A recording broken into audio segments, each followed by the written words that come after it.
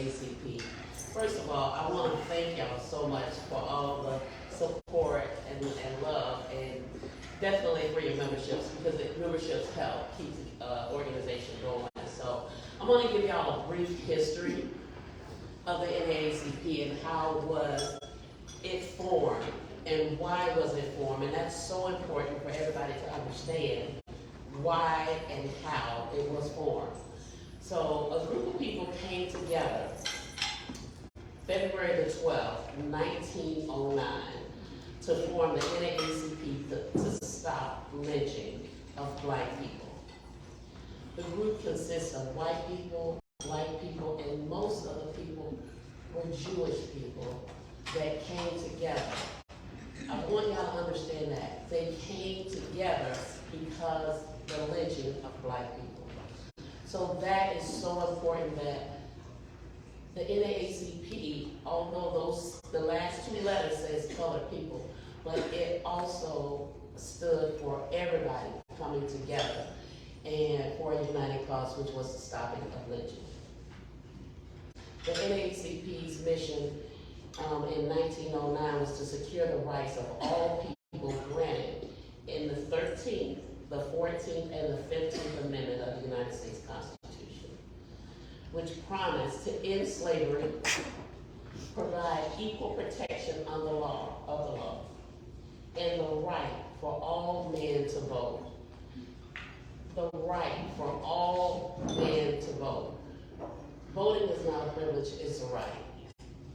And y'all know that our voting is under attack right now. So the question is the NAACP needed in Hillsborough County? Which is a hot question and a heated question and a much needed question with some answers.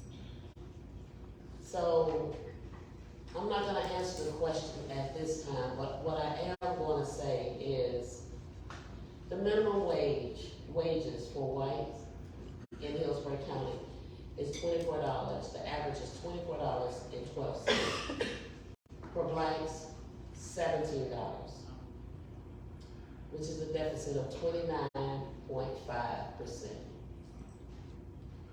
Quality jobs are needed in Hillsborough County. There is a need for more job training. Then you have the urban league here. Take advantage of the urban league. There is a need for local preference.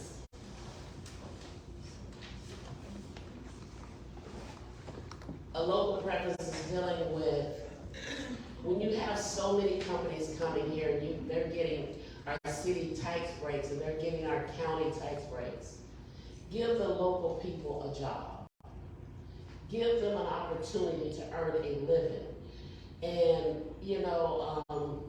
when they earn a living, I always say this. If Devontae and Shaniqua has to be to work at 8 a.m., then they're not out robbing and stealing at 8 p.m. An idle mind is a devilish mind. Give them something to do. There's plenty of work, plenty of construction coming here to Tampa. We give out all kinds of subsidies. I'm not stopping big businesses, but give us an opportunity. Education. The education level here, the white residents, the bachelor degree with bachelor degrees is 30%. African Americans, 23%. The teachers in most of the schools don't look like us. In the schools in our neighborhood, they don't have quality material. The suspension rate is higher for African American students. There's a high rate of African American students in alternative schools. Over-representation of African American students in special ed classes. There's an over-representation of students. On the other end, there's an under-representation of African American students in magnet programs and advanced classes. If you say we're all equal, I don't see it. how are the kids going to get their start if they can't get a start?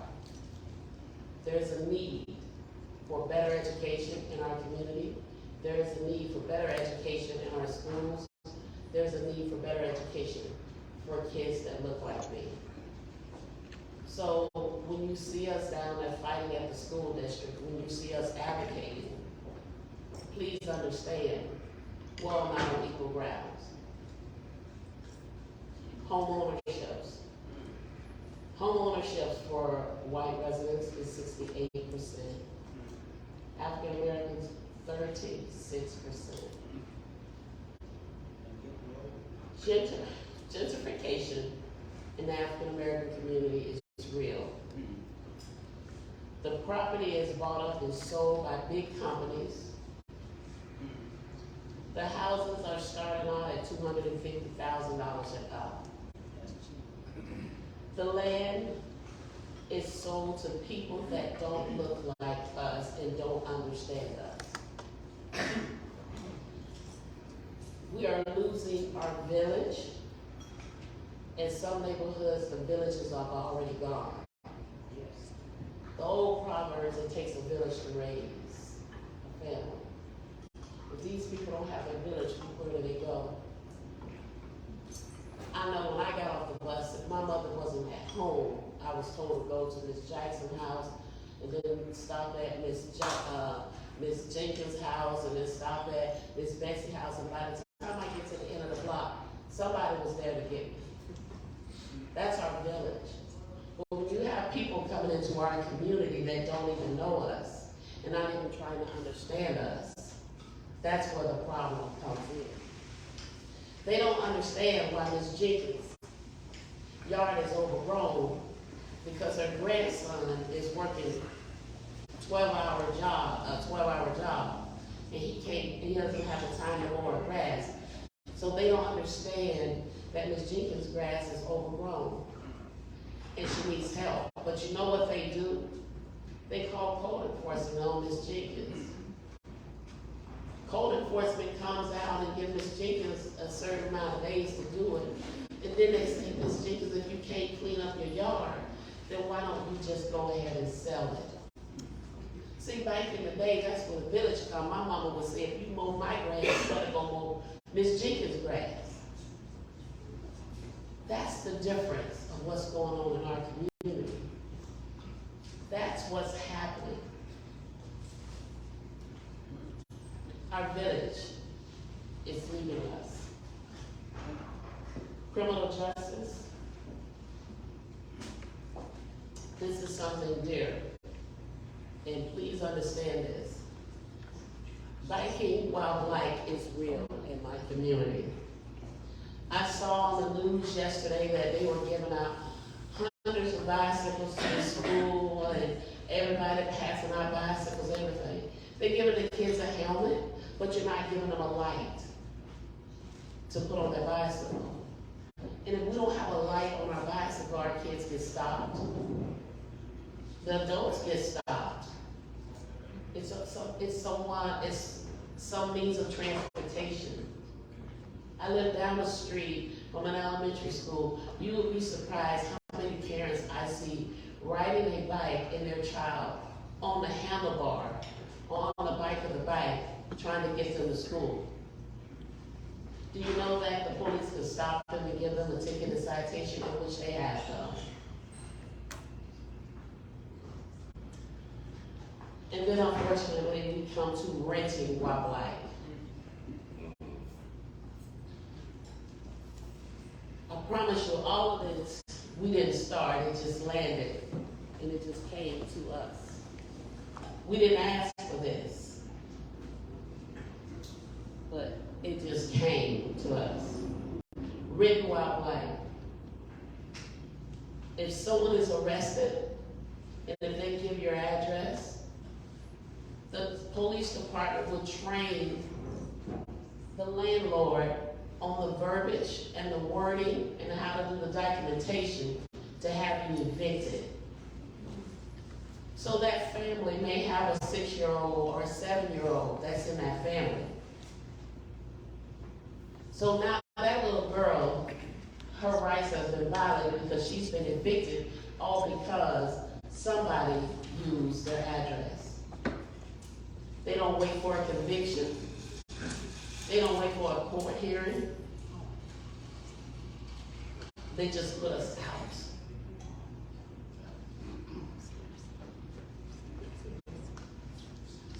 There's a problem with over-policing our community. Now they're in the process of trying to move the police station headquarters into our community. We already have one substation that was paid for with our CRA dollars. But that substation, but the headquarters they want to move over there, it brings more police officers to our community. It creates more fear. It creates a whole sense of imbalance. How do we survive? How do we survive? It says you're innocent until proven guilty. But if you have money, you're always innocent.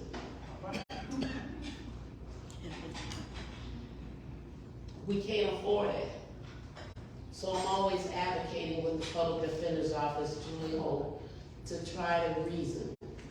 Stop the plea bargaining. Because see, when they do the plea bargaining, it really doesn't, it helps for the moment, but if someone goes to get a job later on, it hinders them. It's on their record.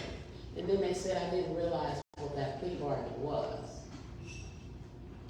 I can say she has been stellar at listening to our concerns and addressing them. And I will say, we're working on the state attorney's office, that's all I'm gonna say. So,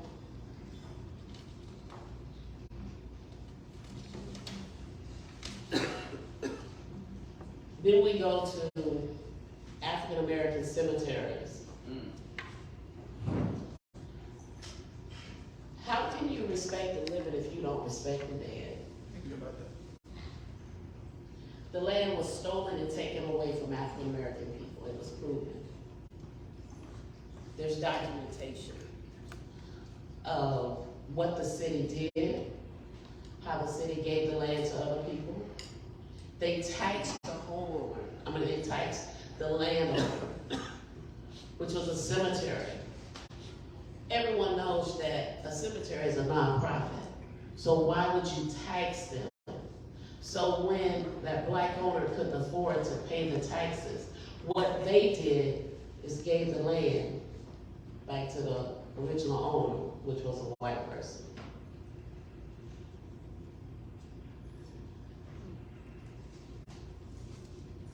The question is there a need for the NAACP in Hillsborough County? I'm still not going to answer that question, because I want some of y'all to think about some of the things that I have stated. I want you to know that our national office was here to meet and greet with the community, to meet with elected officials, to have a conversation, open, closed, everything. Everyone received an invite. Those that showed up, those that did. Those that didn't. We're here about accountability. This is not an organization, I can say this, for the weak and the feeble. I have had to grow some strong legs to stand up on. I've had some prayer warriors, and they're in this room today. But this is not an organization for the weak and feeble. The NAACP is about accountability to all. We educate, we agitate, We advocate, and you ready for this? We litigate. All right. My national president said it's time to start litigation. They're hiring more lawyers and more lawyers. The state of Florida is getting ready to get 2 strong civil rights lawyers. They're looking at Hillsborough County. Hillsborough County, and let me tell you why they're looking at Hillsborough County. There is so much injustices that I just read off on this paper for you. One, also, too, this is the largest branch in the state of Florida and the most active branch. So, when you hear things, you're going to hear them. Because guess what? That's when the agitation come in. See, these 5 letters is about accountability. So I understand everybody's not going to be happy with the NAACP. The civil rights movement and the lynching of a black man was never a happy moment. But we're here and we ain't going nowhere. The NAACP is the largest, the oldest, the baddest, the boldest, the most loved, the most hated, the most feared, the most revered, the most cussed, and the most discussed civil rights organization there is in America. The question is to you, is there a need for the NAACP in Hillsborough County? Because I see a room and everybody said they have memberships. Is there a need? Yes. Yeah. So when you see them come for us, that's because we really came for them. And when it comes for accountability. When you hear us stand at the podium, it's because something is right. And we have to stand. Because I was told if you don't stand for something, you're going to fall for everything. There you go. So we're here. And when they send people for us to attack us, to infiltrate us, because see, they infiltrated Martin's campaign too as well, Martin Luther King. They infiltrated Malcolm X. Guess what? They can infiltrate Yvette Lewis. But see, that's come when the last part comes. We litigate. Come on now. And that's what we do. So when you come for us, get ready for a fight. Because when we fight, we win. All right. And I got some soldiers that look like me. I got some soldiers that don't look like me. I promise y'all this. Every meeting we have, I always tell them, please don't take it personal. I'm here for the people, and I'm here for the community.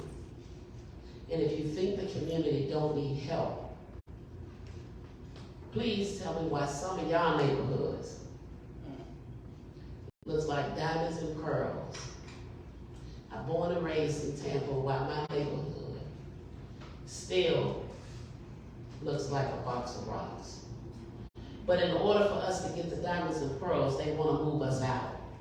Because they say we don't deserve shiny and pretty things. So that's where we advocate.